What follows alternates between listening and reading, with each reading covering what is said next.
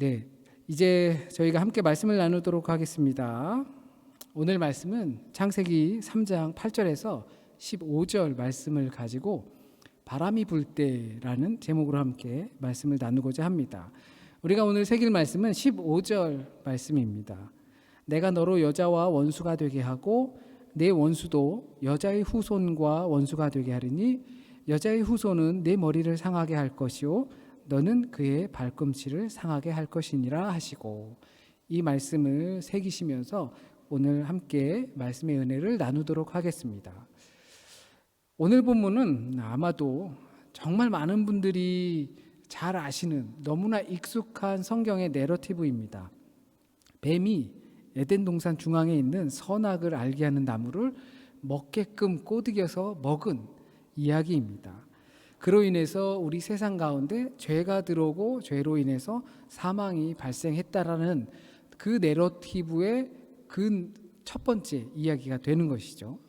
너무나 유명해서 굳이 이 내용을 설명할 필요도 없을 정도지요. 네, 그렇습니다. 그런데 오늘 본문을 보면 바람이 불 때라고 조금 낯선 표현이 들어오고 있습니다. 이 바람이 불 때 이 표현은 옛날 개역 한글 성경에는 날이 저물었을 때라고 표현하고 있습니다. 그리고 이 바람이 불 때라고 한 바람이 불다라는 시점에 이 바람이 부는 것은 성령이라는 단어와 그러니까 같은 용도로 사용이 되고 있습니다. 생기를 불어 넣었을 때, 사람들에게 생기를 불어 넣었을 때 그 루아흐라고 하는 그 생기가 바람이 부는 거예요. 영혼이 부는 거고, 그게 신약에 나가면 영혼 또는 성령 이렇게 혼용이 됩니다. 그렇다고 바람이 무조건 다 성령은 아니지만 이렇게 혼용되는 고전어는 그럴 수밖에 없습니다. 그럴 때 그거를 이렇게 조금 상기하면서 바람이 불 때라고 이해를 하면 오늘 본문이 더 잘 이해가 되실 것 같습니다. 그래서 제목을 바람이 불 때라고 해보았습니다. 우선은 이 내용 속에서 인간들이 어떤 죄를 지었는가라는 걸 한번 보면 좋습니다. 선악을 분별하게 하는 나무의 열매를 먹었습니다. 기본적으로 그것 자체가 인간의 죄이죠.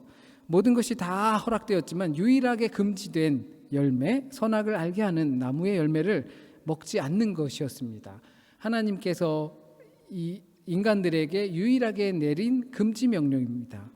우리는 그렇게 생각할 수 있을 겁니다. 그것도 못 참냐, 먹을 게 천진데 그거 하나 딱 먹지 말라고 그랬는 걸 그거를 꼴랑 먹어버리냐. 그러다가도 한편으론 이해가 갑니다. 하지 말라고 그러면 더 하고 싶은 것이 인간의 마음이라는 생각을 해보면 참 왜 먹지 말라고 그러셔가지고 그냥 두셨으면 알아서 안 먹었을 텐데, 이런 생각이 들기도 할 겁니다. 그게 이제 에덴의 시작이 된 것이죠. 어떻게 보면 인간의 심리 상태를 잘 표현하는 것이 바로 이 장면일지도 모릅니다. 왜 아이들이 하지 말라 그러면 자꾸 하는지, 그것을 우리는 짐작할 수 있는 부분이 바로 인간의 본성이 그 안에 들어있다는 것을 알 수가 있겠죠. 선악을 분별하는 나무를 먹는 것은 1차적으로는 하나님의 명령을 어겼기 때문에 죄죠. 하지만 왜 완벽하게 만들지 않았냐고 억측을 하기 시작합니다. 사람들은 선악을 알게 분별하는 나무 명령을 잘 듣고 순종하게끔 만들면 되는데 왜 사람으로 하여금 그걸 견디지 못하고 약간 불안하게 만들었느냐라는 억측을 부립니다. 그렇다면 완벽하게 만들면 그게 과연 사람일까요? 하나님의 형상을 따라서 만들었지 하나님을 만든 거는 아니기 때문이 그렇습니다. 하나님은 자신의 형상을 닮은 인간을 만드셨을 때 그 하나님의 형상을 닮았다는 것은 이 외형이 아니죠. 가끔 이 하나님의 형상을 그림으로 그리는 성화들이 예전에는 있었습니다. 할아버지, 수염, 산신령처럼 그린 성화들이 있었습니다. 그러나 하나님의 형상을 따라서 만들었다는 것은 하나님을 사랑하게끔 순종하게끔 만드는 것입니다. 그런데 하나님께서는 그들에게 통치권을 주셨습니다. 이 땅을 다스려라, 명명해라, 이름을 지어라. 그리고 또 주신 것이 선택권을 주셨습니다. 통치하고 관리하는 것뿐만 아니라 선택할 수 있는 권리를 주신 것입니다. 그거를 우린 보통 자유다라고 하는 것이죠. 그 자유로 인해서 우리가 생각하는 완벽한 인간, 흠도 결도 없는 그런 인간이 안 되고 약간은 흠이 있는 그런 인간이 되는 것입니다. 그런데 이 선택권을 하나님께서 우리에게 주셨다라는 것은 굉장한 신뢰가 그 안에 깔려 있습니다. 만약에 서로 간에 신뢰가 있지 않다면, 내가 너를 믿는다 라는 마음이 없다면 네가 선택해 라고 할 권한을 주지 않습니다. 너무나 사랑하기 때문에 네가 선택해 라고 할 수 있는 겁니다. 부모님들이 자녀들이 선물한다 그러면 아빠 오늘 요번에 생신 때 뭐 받고 싶어? 엄마 요번에 생신 때 뭐 선물해 드릴까? 그러면 됐어, 그냥 뭐 아무거나 니네가 해주는 거. 그거 무슨 얘기예요? 너희들이 해주는 건 난 다 좋아. 너를 사랑하기 때문에 너희가 주는 건 다 좋아 라는 마음이 깔려 있잖아요. 표현하지 않고 내심 더 비싼 거 그런 게 아니라 우리의 본 마음속에서는 자녀들이 주고자 하는 것 뭘 주더라도, 그림 그려서 주더라도 그게 다 사랑스럽게 받아지는 것처럼 하나님께서도 에덴의 첫 사람들에게 선택권을 주셨다는 건 그들을 믿은 것이고 그들을 사랑한 것입니다. 이것은 인간들로 하여금 하나님의 명령을 따르라는 것이기보다는 하나님의 선택을 신뢰하라는 것입니다. 너희들에게 선택할 권한을 준다, 너희 선택을 신뢰한다 라고 하는 것은 내가 선택한 그것도, 그러니까 먹지 마, 그러니까 무조건 먹지 말라는 명령을 따르라는 것이 아니라 내가 이걸 안 먹기로 정했어, 이것은 나의 선택이야, 나의 의지야, 그러니까 그 선택에 대한 신뢰를 가져줬으면 좋겠어 라는 바탕이 깔려 있는 것입니다. 인간들은 그러나 하나님의 명령을 어겼습니다. 그리고 형벌이라고 할 수 있는 처벌을 받게 되죠. 딱 한 번 말을 안 들은 것 뿐인데 조금 지나치신 것 아닌가라고 생각할 수도 있습니다. 그러나 그 선악을 분별하는 것은 하나님만의 일이었습니다. 하나님께서 그렇게 선택하신 것이고, 선악을 분별할 수 있는 지혜는 나만 가질 거야. 이게 내가 내 나라를 다스리는 법칙이야. 그러니까 이 선택에 대해서 너도 믿어줬으면 좋겠어, 이 선택을 신뢰했으면 좋겠어 라고 한 것인데, 그것을 어기고 따먹었다라는 것은 하나님의 선택을 신뢰하지 못할 수 있게 되는 상황이 된 것입니다. 하나님의 일을 넘본 것이죠. 하나님의 지혜를, 하나님께서 만드신 선택을 좀 신뢰가 안 가는데 라고 할 수 있게끔 한 것입니다. 그래서 이 죄의 현상이 나타나게 됩니다. 인간들로 하여금 죄, 의심이 들어서게 되고 하나님의 선택에 대한, 하나님의 권한에 대한 의심이 들어서면서, 그러면서 죄의 현상이 나타나는데, 그것은 죄로 인해서 자신의 벗은 모습이 나타났다라는 것입니다. 자신의 민낯을 보게 된 겁니다. 선악을 분별하게 되었어요. 야, 정말 그거 먹으면 죽는데? 아니야, 하나님처럼 될까봐 그런 거야 라고 하니까 이렇게 살짝 이렇게 맛이 가면서 그걸 먹게 된 거잖아요. 하나님을 의심하게 된 거죠. 내가 하나님이면 더 잘할 것 같은데, 그렇게 하면서 먹었는데 분명히 달라지게 됐어요. 지혜를 얻게 됐어요. 그런데 보게 된 것이 무엇이냐면 자신이 벌거벗었다라는 모습을 보게 되었습니다. 그리고 나서 느낀 감정은 수치심입니다. 창피하고 두려웠습니다. 자기가 벌거벗은 모습을 보고 두려웠던 것입니다. 지혜의 열매를 먹고 나서 지혜를 얻었어요. 그런데 그 지혜로 분별할 수 있는 것은 자신들이 벌거벗었다라는 모습이라는 거예요. 그리고 나서 그 모습이 아름답지 못하다라는 것을 이 아담과 하와가 알게 된 거예요. 결국엔 인간들이 지혜를 얻어서 생긴 것은 내가 추하네 라는 생각인 거예요. 그런데 반면 하나님께서는 우리 창세기 1장, 2장 이렇게 사람을 만드시면서 하나님께서 표현한 감정을 보시면 완전 반대죠. 아름답다, 좋다. 하나님께서는 그 모습이 아름답다고 하셨어요. 본인이 지으시고, 그리고 아직 지혜가 없는 인간들, 자기들은 그건 몰랐지만 그 모습이 아름답다고 했어요. 그러나 인간들이 지혜를 갖게 되고 선악을 분별하는 나무의 열매를 먹게 된 다음에 알게 된 것은 내가 아름답지 못하다는 것을 보게 된 것이에요. 우리는 사실 여기서 큰 감동을 받아야 합니다. 우리의 모습이 추하지만 우리가 추하다는 것을 알 것을 하나님의 지혜로 알게 된 것이 아니라 세상의 지혜로 알게 돼서 나는 추한 사람이구나, 나는 조금 지저분한 사람이구나, 못된 사람이구나 라는 것을 알게 된 것이 하나님의 지혜로 알게 된 것이 아니라 세상에 지혜된 것, 금지된 것을 했기 때문에 알게 됐다는 것입니다. 그러나 그 사건이 있기 전엔 우린 변화된 모습이 전혀 없었습니다. 그대로입니다. 그러나 그 모습 그대로 하나님께서 사랑을 하셨다는 겁니다. 그러므로 우리가 그것을 깨닫게 되면 하나님의 사랑을 바라보아야 하는 것입니다. 우리가 하나님께 돌아와야 하는 것입니다. 우리 자식이 유전자 때문에 똑같이 나왔어요. 행동도 똑같을 수 있고 그리고 모습도 똑같을 수 있어요. 그렇게 똑같이 나와요. 그런데 그 모습이 참 예쁘죠. 다른 사람들 볼 때는 어떻게 될지 몰라요. 그러나 우리가 볼 땐 그 자식이 너무나 예뻐요. 그런 것과 같은 것입니다. 또 죄의 현상은 피한다는 겁니다. 우린 같은 인간이기 때문에 그와 같은 일들이 발생할 수밖에 없습니다. 아담이 우리의 조상이라고 하면 우리는 조상을 잘못 만난 거예요. 그래서 그 조상 때문에 같은 인간의 습성을 갖게 됐어요. 그래서 그와 같은 일이 우리의 지금에도 발생할 수밖에 없습니다. 그렇기 때문에 우리는 다르게 대처해야 돼요. 알았잖아요. 그러니까 우리는 대처하는 방법이 달라야 돼요. 피한다고 될 일이 아니라는 거죠. 인간에게 주신 선택권으로 우리는 선택을 하고 또 그래서 어떤 결과를 나왔지만 그리고 그것이 실수도 있을 수 있지만 그것이 하나님과의 관계를 허무는 어마어마한 것이라고 하더라도 피한다고 해결되지 않는다는 것을 우린 알아야 합니다. 그런데 인간들이 하나님의 낯을 피했죠. 도망갔어요. 숨었어요. 그 이유는 왜 그럴까요? 죄를 알았는데 나의 벌거벗은 모습, 수치된 모습을 알았는데 또 가렸어요. 그랬는데도 피했단 말이에요. 왜? 방법이 없거든요. 해결할 방법이 자기들에게 없어요. 세상이 그 뱀의 유혹으로 지혜를 알게 한 그 선악을 분별하게 한 나무의 열매를 먹었는데 자신의 모습이 추한 걸 알게 됐는데 그리고 가렸는데 그걸 해결할 수 있는 방법이 없어요. 머리가 그렇게 된 그 지혜를 알게 된 이유는 그렇기 때문에 인간은 피할 수밖에 없는 겁니다. 이와 상반된 이야기를 예수님께서 말씀해 주십니다. 돌아온 탕자 이야기입니다. 우리가 그렇게 알고 있죠. 아버지는 계속해서 기다리시고 아들은 막대 먹게 유산을 가지고 도망갔다가 아무 생각 없이 그냥 집으로 가지 뭐. 정말 이렇게 뻔뻔하지 않습니까? 그런데 가요. 가면 받아줘요. 그것이 아버지의 마음인 거죠.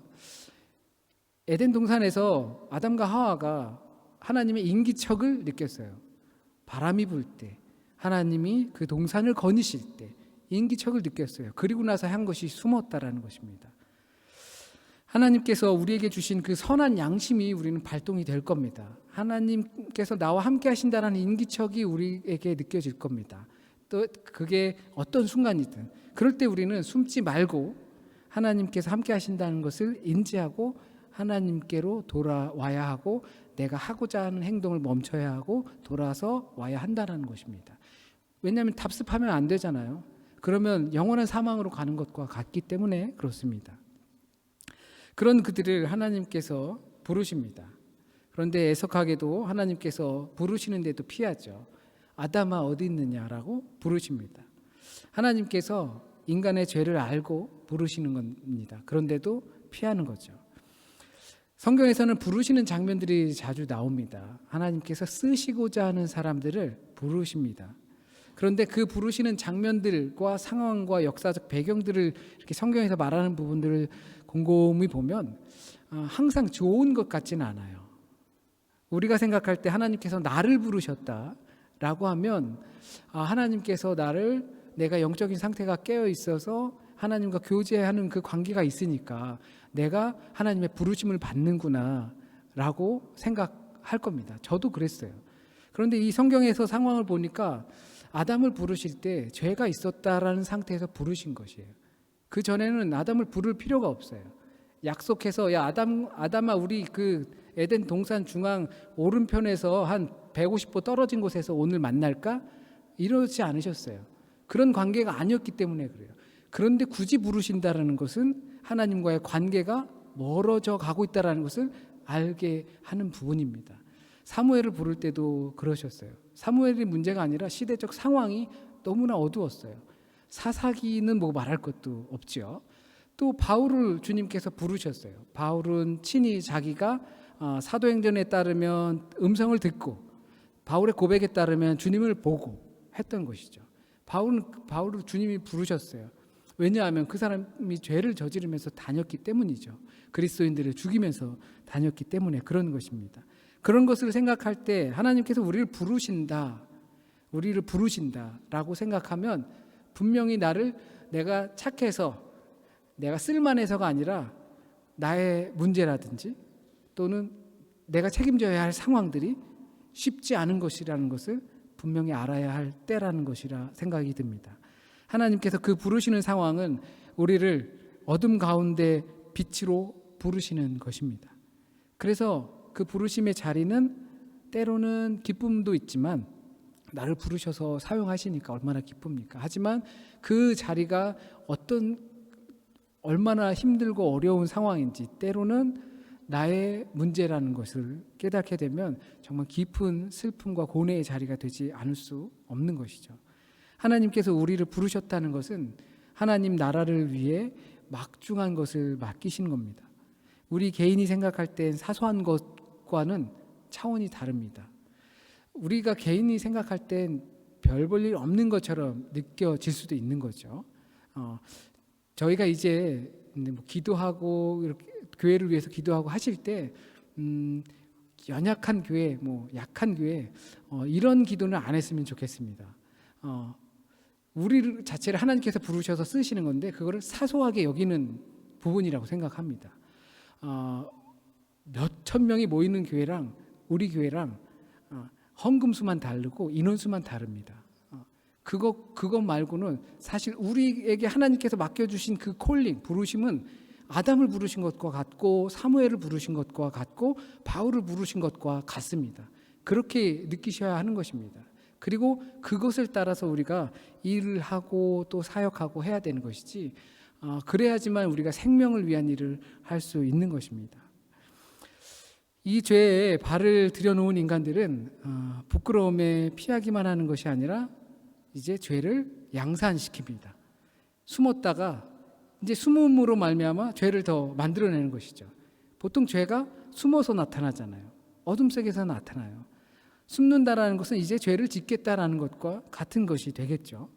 대부분은 그렇습니다. 보이지 않는 곳에서 죄를 저지르게 됩니다.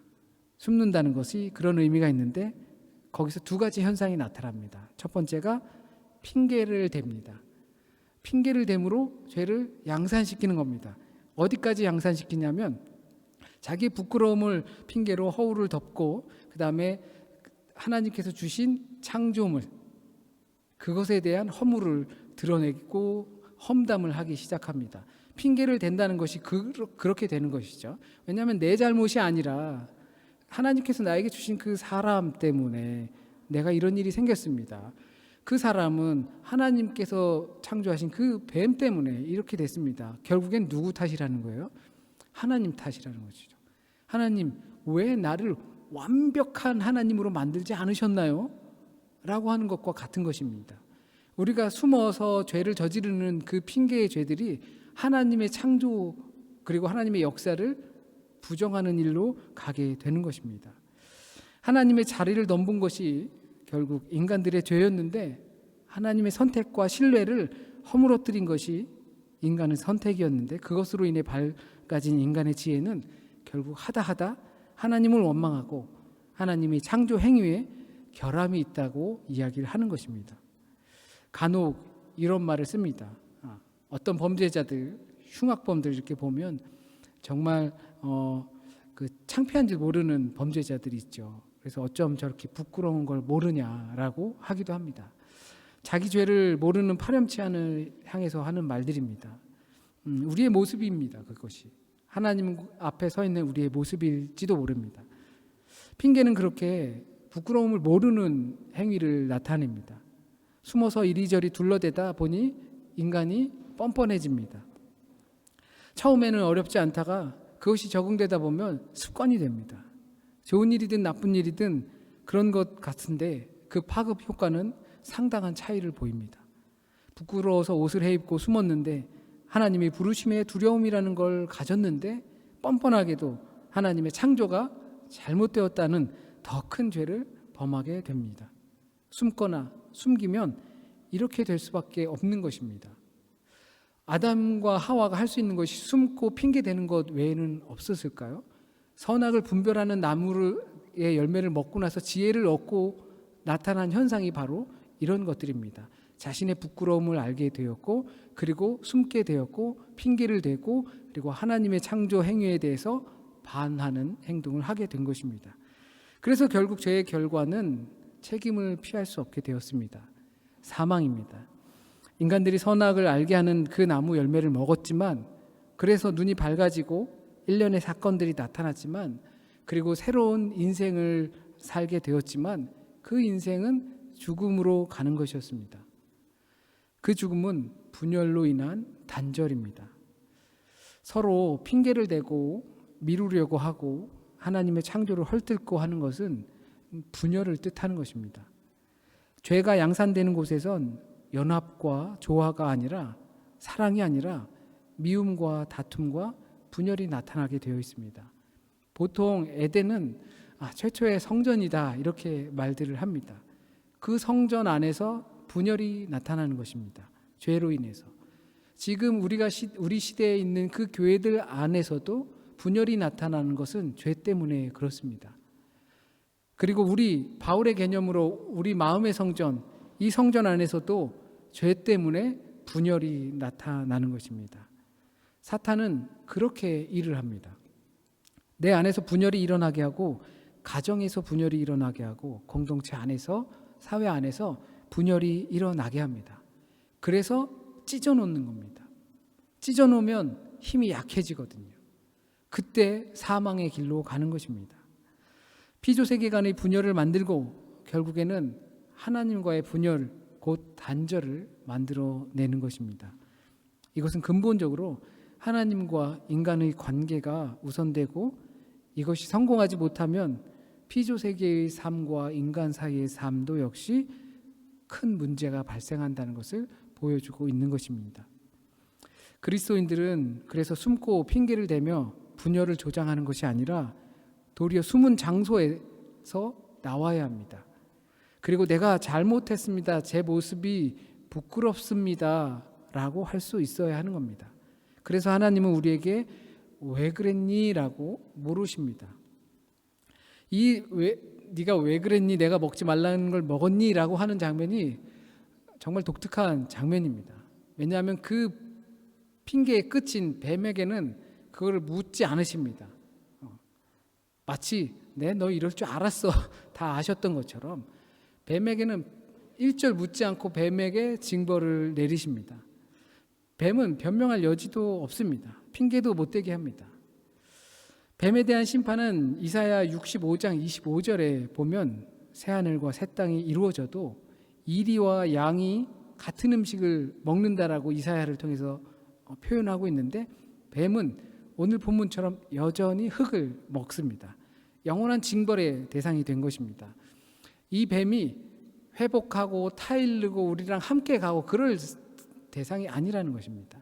그러니까 우리가 분별하지 못할 때, 사탄이 우리를 유혹할 때 그것들을 타이르고 이렇게 같이 이렇게 고쳐가면서 가는 것이 아니라는 겁니다.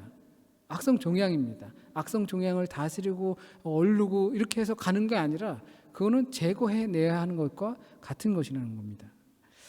그리고 이 15절 말씀은 매우 상징적인 표현입니다. 신구약 성경을 가지고 있는 우리는 이것을 그리스도의 십자가 사건으로 이해를 합니다.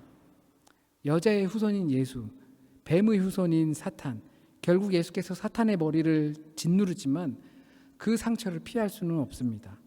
사탄의 승리는 인간을 자기 편으로 끌고 와야지만 승리하는 것입니다. 그런데 예수께서는 오히려 인간의 죄를 대신 지시고 십자가에 죽어버리셨습니다. 그래서 사탄이 할 일이 없어져 버렸어요.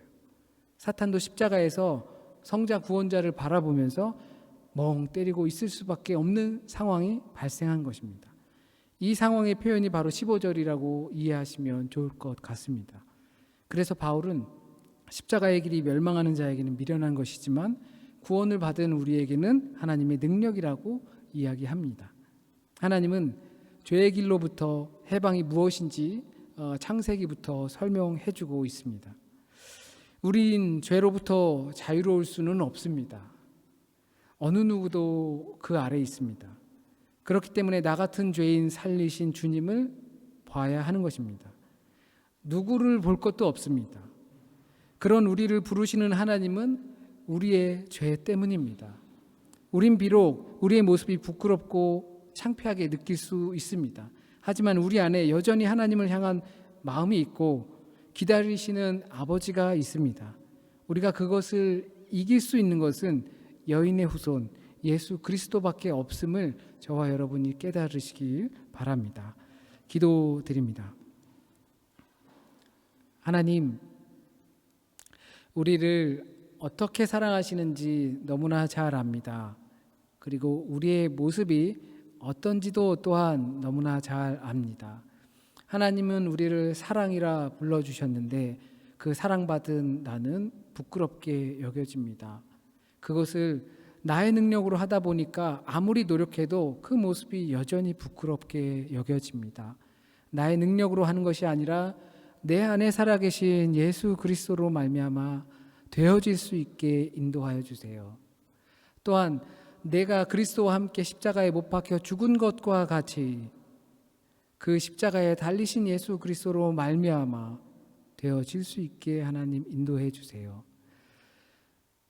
숨어서 핑계를 대고 그리고 하나님을 원망하고 탄식하는 모습, 이제는 그러한 우리의 모습이 아니라 하나님께서 우리에게 주신 그 선한 하나님의 양심을 따라서 하나님의 인기척이 느껴질 때, 하나님께서 나와 함께 하신다는 것을 내가 느낄 때 그 숨은 곳에서 나올 수 있게 하여 주시고, 하나님 제가 연약했습니다, 나의 모습이 부끄럽습니다 고백할 수 있게 하시며, 또한 그 고백으로 말미암아 하나님 안에 거할 수 있는 우리의 모습이 될 수 있게 인도하여 주세요. 우리가 살아가는 세상은 죄로 인하여 분열하고 또한 하나님과 인간 사이가 단절되고 그로 말미암아 사망을 향해서 치닫는 모습입니다. 그 모습에서 오직 예수 그리스도만이 다시 봉합하고 연합하고 사랑할 수 있게 할 수 있음을 우리가 믿고 고백할 수 있게 인도하여 주세요. 한 주간 동안 또 살아갑니다. 주님께서 주신 우리의 시간, 주님께 온전히 잘 사용할 수 있게 하여 주시고 주님과 동행할 수 있는 시간이 될 수 있게 인도하여 주세요. 우리의 영적인 상태를 점검하며 내가 얼마나 하나님과 함께하고 있는지를 점검하여서 늘 곁에서 우리에게 말씀하시고 또 인기척을 느끼게 하시는 그 하나님을 깨달아 아는 한 주간의 삶이 될 수 있게 인도하여 주세요. 하나님, 오늘 이 시간 우리에게 하시고자 하신 말씀만 온전히 깨닫게 하시고 또한 뿌리 내리고 열매 맺게 하여 주셔서 주님의 자녀로서의 삶을 살아갈 수 있는 용기를 갖고 살아가게 인도해 주세요. 모든 말씀 우리 주님 예수 그리스도의 이름으로 기도드립니다. 아멘.